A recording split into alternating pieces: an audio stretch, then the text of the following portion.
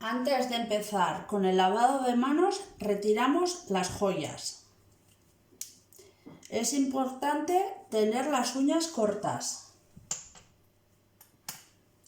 Mojamos las manos con el agua, cerramos el grifo y cogemos jabón. Frotamos las palmas de las manos entre sí.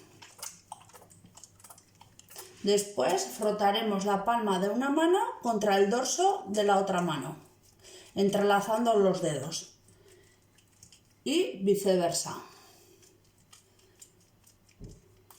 Después frotaremos las palmas de las manos entre sí con los dedos entrelazados.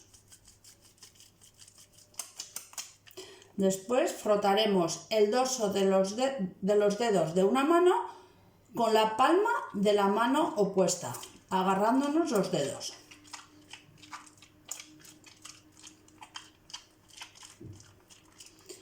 Después, con un movimiento de rotación, un pulgar, rodeándolo con la palma de la otra mano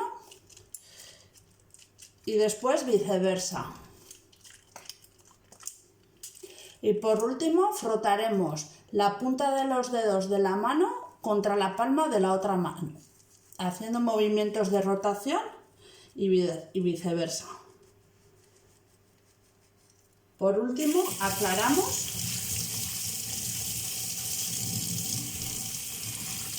y para cerrar el grifo utilizaremos el antebrazo. Si la canilla es de rosca, tendremos que hacer con la toalla o si no, con un papel y luego lo desechamos.